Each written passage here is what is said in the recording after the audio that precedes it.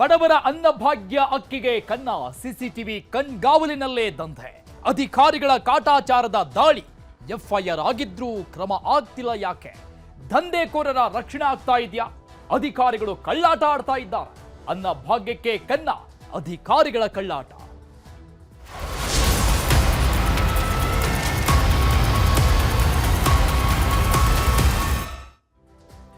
ಸರ್ಕಾರದ ಮಹತ್ವದ ಯೋಜನೆ ಈ ಅನ್ನಭಾಗ್ಯ. ಸರ್ಕಾರದ ಅನ್ನಭಾಗ್ಯ ಅಕ್ಕಿ ಈಗ ಕಾಳ ಸಂತೆಯಲ್ಲಿ ಮಾರಾಟ ಆಗ್ತಾ ಇದೆ. ಈ ಅಕ್ರಮವನ್ನ ನಿಮ್ಮ ನ್ಯೂಸ್ 18 ಕನ್ನಡ ಬಯಲಿಗೆಳೆದಿತ್ತು. ನ್ಯೂಸ್ 18 ವರದಿಯ ಬೆನ್ನಲ್ಲೇ ಅಧಿಕಾರಿಗಳು ಕೂಡ ದಾಳಿ ಮಾಡಿದ್ರು. ಈ ಸಂಬಂಧಪಟ್ಟಂಗೆ ಕ್ರಮವನ್ನ ತೆಗೆದುಕೊಳ್ಳೋದಕ್ಕೆ ಮುಂದಾಗಿತ್ತು. ನ್ಯೂಸ್ 18 ನಲ್ಲಿ ವರದಿ ಪ್ರಸಾರ ಆಗ್ತಾ ಇದ್ದಂಗೆ ಎಚ್ಚೆತ್ತುಕೊಂಡಂತ ಅಧಿಕಾರಿಗಳು ದಾಳಿ ಮಾಡಿದ್ರು. ಬಾಗಲಕೋಟೆ ಜಿಲ್ಲೆ ಜಮಖಂಡಿಯಲ್ಲಿ ಅನ್ನಭಾಗ್ಯ ಅಕ್ಕಿ ಕಾಳಸಂತೆಯಲ್ಲಿ ಮಾರಾಟವಾಗ್ತಾ ಇತ್ತು. ವಿಶಾಲವಾದ ಜಾಗದಲ್ಲಿ ಬೃಹದಾಕಾರದ ಗೋದಾಮಿತ್ತು. ಅಲ್ಲಿ ಸಿಸಿಟಿವಿಗಳು ಕೂಡ ಇತ್ತು. ಆದ್ರೂ ಕೂಡ ಈ ಅಕ್ರಮ ದಂಧೆ ನಡೀತಾ ಇತ್ತು. ಮಿನಿ ಟ್ರಕ್, ಟಮ್ ಟಮ್ ವಾಹನಗಳಲ್ಲಿ ಮಹಾರಾಷ್ಟ್ರಕ್ಕೆ, ಪಕ್ಕದ ರಾಜ್ಯಕ್ಕೆ ಅಕ್ಕಿ ಸಾಗಾಟ ಮಾಡ್ತಾ ಇತ್ತು. ಗೋಡೌನ್ ದಾಳಿ ಮೇಲೆ 17 ಟನ್ ಅನ್ನಭಾಗ್ಯ ಅಕ್ಕಿಯನ್ನ ಜಪ್ತಿ ಮಾಡ್ತಾರೆ. ದಾಳಿ ಆದಂತಹ ಸಂದರ್ಭದಲ್ಲಿ ಈ ಸಂಬಂಧಪಟ್ಟಂಗೆ 4 ಜನರ ವಿರುದ್ಧ ಎಫ್ಐಆರ್ ಕೂಡ ದಾಖಲಾಗಿತ್ತು. ಆದ್ರೆ ಕ್ರಮ ಕೈಗೊಳ್ಳೋದಕ್ಕೆ ಮೀನಾಮೇಷವನ್ನ ಎಣಿಸ್ತಾ ಇದ್ದಾರೆ ಅನ್ನುವಂತಹ ಗಂಭೀರ ಆರೋಪ ಈಗ ಕೇಳಿ ಬರ್ತಾ ಇದೆ. ಈ ಹಿಂದೆಯೂ ಈ 4 ವಿರುದ್ಧ ಪ್ರಕರಣ ಆಗಿತ್ತು. ಆರೋಪಿಗಳನ್ನ ಬಂಧಿಸದ ಪೊಲೀಸರು ಕ್ರಮ ಆಗಿಲ್ಲ. ಇದುವರೆಗೂ ಕೂಡ ಸಿಸಿಟಿವಿ ಸ್ಥಳದಲ್ಲೇ ಇದ್ರೂ ಕೂಡ ಅದನ್ನ ವಶಕ್ಕೆ ಪಡೆದಿಲ್ಲ. ಯಾಕೆ ಅನ್ನುವಂತ ಪ್ರಶ್ನೆ ಈಗ ಮುನ್ನೆಲೆಗೆ ಬಂದಿರೋದು.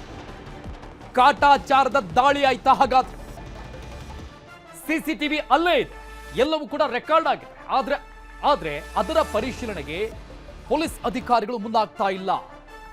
ದೂರಲ್ಲಿ ಸಿಸಿಟಿವಿ ಮತ್ತು ವಾಹನಗಳ ಮಾಹಿತಿಯನ್ನ ನಮೂದೇ ಮಾಡಿಲ್ಲ. ಇವಾಗ ಇನ್ನಷ್ಟು ಡೀಟೇಲ್ಸ್ ಕೊಡ್ತಾರೆ ನಮ್ಮ ಪ್ರತಿನಿಧಿ ಮಂಜುನಾಥ್ ದೂರವಾಣಿ ಸಂಪರ್ಕದಲ್ಲಿದ್ದಾರೆ. ಮಂಜುನಾಥ್, ನಿಜಕ್ಕೂ ಕೂಡ ಇಲ್ಲಿ ಪೊಲೀಸರ ಮೇಲೆ ಅನುಮಾನ ಸಹಜವಾಗಿ ಮೂಡುತ್ತೆ. ನಾವು ಕೆಲಸ ಮಾಡ್ತಾ ಇದ್ದೀವಿ ಅನ್ನುವಂಥದ್ದನ್ನ ತೋರಿಸ್ಕೊಂಡಂತೆ ಕಾಣಿಸ್ತಾ ಇದೆ. ಕಾಟಾಚಾರದ ದಾಳಿ ಅಷ್ಟೇನಾ? ಯಾಕೆ ಕಟ್ಟುನಿಟ್ಟಿನ ಕ್ರಮ ಇಲ್ಲ? ಇವರಿಗೇನಾದ್ರೂ ಪಾಲ್ ಹೋಗ್ತಾ ಇತ್ತ ಇದರಿಂದ? ಅರುಣ್, ಇಲ್ಲಿ ಪ್ರಮುಖವಾಗಿ ಹೇಳ್ಬೇಕಂತಂದ್ರೆ ಪೊಲೀಸರ ಪಾತ್ರಕ್ಕಿಂತಾಗಿ ಆಹಾರ ಇಲಾಖೆಯ ಅಧಿಕಾರಿಗಳ ಪಾತ್ರ ಇಲ್ಲಿ ಬಹಳ ದೊಡ್ಡದು. ಯಾಕಂತಂದ್ರೆ ಪೊಲೀಸರಿಗೆ ಕೆಲಸ ಏನಂತಂದ್ರೆ ಆಹಾರ ಇಲಾಖೆ ಅಧಿಕಾರಿಗಳು ಇಂತಹ ಒಂದು ಅಕ್ರಮ ನಡೆದಿದೆ ಅಂತ ನೋಡ್ಕೋಬೇಕು. ಒಂದ್ ವೇಳೆ ಆದಂತೆ ಈ ರೀತಿಯಾಗಿ ಅಕ್ರಮ ನಡೀತಾ ಇದೆ ಅಂತಂದ್ರೆ ಅದನ್ನ ಆಹಾರ ಇಲಾಖೆಗಳು ದಾಳಿ ಮಾಡ್ತಾರೆ. ಅದಾದ ಬಳಿಕ ಪೊಲೀಸರಿಗೆ ಮಾಹಿತಿಯನ್ನ ನೀಡ್ತಾರೆ. ಅಲ್ಲಿ ದಾಳಿಯ ಸಂದರ್ಭದಲ್ಲಿ ಏನೆಲ್ಲ ಕಂಡು ಬಂದಿರುತ್ತೆ, ಏನೆಲ್ಲ ಜಪ್ತಿಯಾಗಿರುತ್ತೆ, ಆ ಎಲ್ಲಾ ಮಾಹಿತಿಗಳನ್ನ ಆಧರಿಸಿ ಒಂದು ದೂರನ್ನ ಪೊಲೀಸರಿಗೆ ಕೊಡಬೇಕು. ಆ ಬಳಿಕ ಆ ದೂರಿನ ಆಧಾರದ ಮೇಲೆ ಪೊಲೀಸರು ತನಿಖೆಯನ್ನ ಮಾಡ್ತಾರೆ, ಮುಂದೆ ಕ್ರಮವನ್ನ ತೆಗೆದುಕೊಳ್ತಾರೆ. ಆದ್ರೆ ಇಲ್ಲಿ ಪ್ರಮುಖವಾಗಿ ಏನಾಗ್ತಾ ಇದೆ ಅಂದ್ರೆ ಬಾಗಲಕೋಟೆ ಜಿಲ್ಲೆಯಲ್ಲಿ ಏನು ಈ ರೀತಿಯಾಗಿ ಅಕ್ರಮವಾಗಿ ಕಳ್ಳದಂಧೆ ನಡೆಸ್ತಾ ಇರುವಂತವ್ರು ಯಾರು ಕೂಡ ಮೊದಲನೇ ಬಾರಿ ಅಲ್ಲ.